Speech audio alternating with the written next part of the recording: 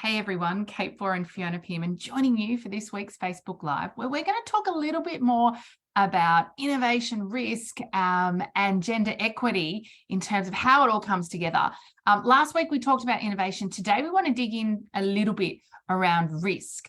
And I think human beings by nature, gravitate towards certainty, certainty in terms of what that looks like, is safety, is perhaps being right, being able to kind of take steps forward and be able to be clear and confident about the outcome.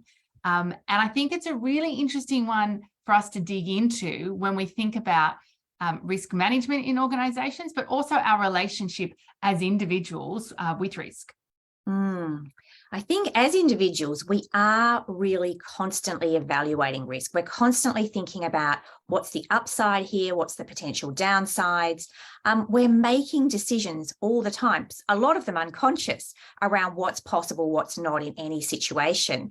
And then when we think about this at an organizational level, very often risk is somewhat, contained. There's a particular function in the organization that's looking after that. It's doing usually a great job of thinking about the risk that the organization faces.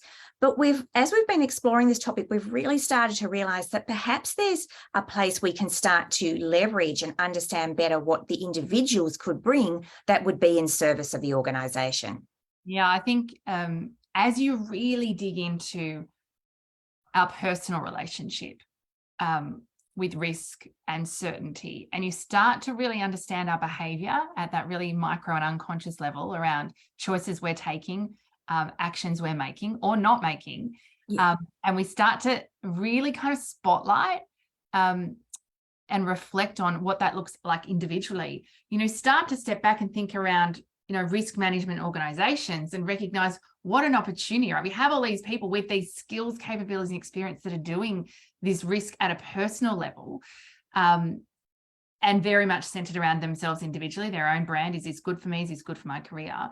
That is an incredible resource when we think about the macro conversation at an organizational level around risk management. I think the challenge, and we see this in our work all the time, is that our bias is towards safety and certainty. And there is work to be done for most people in our experience around starting to redefine our relationship with fear, failure, and risk, because many of us have a bias towards that safety.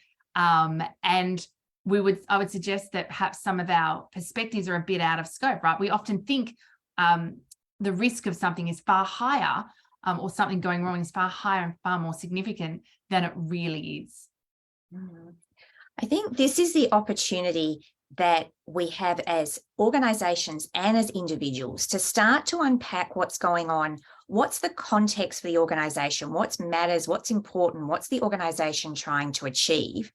And here am I, individuals or teams of individuals really wanting to fast track that, to support that, to make that a reality.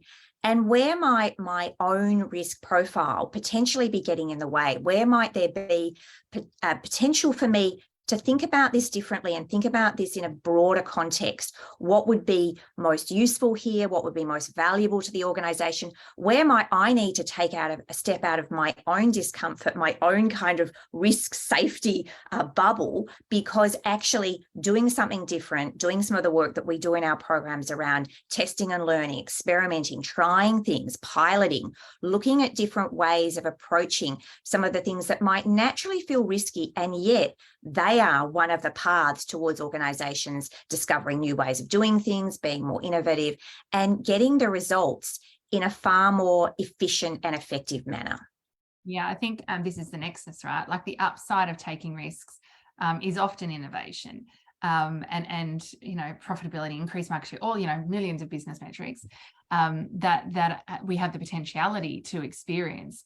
But it's really helping individuals, and that's what we do in Active Confidence program. Active Confidence number 5 is fall down, get back up again, redefining your relationship with fear and failure, because to move us from risk averse to risk aware, and having that as a conscious process, and that at a risk aware position, we're able to appropriately assess what really is at stake importantly in our work, to resource them to navigate through red flags and roadblocks, so that the risk isn't a signal to stop or to turn back.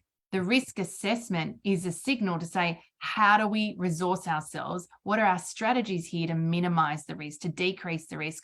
And also, importantly, to right-size the risk, because in our experience, because often there is so much at stake, and potentially that we have that out of a little bit out of perspective. So we often magnitude the possibility of things going wrong, and can be out of stake, that when we're sitting there in that moment making those choices, it can feel too hard and too risky to move forward. Whereas our ability to right size some of the risk, and our ability to have strategies to resource us through, even if it does feel a little bit risky and uncomfortable, that's where the magic happens.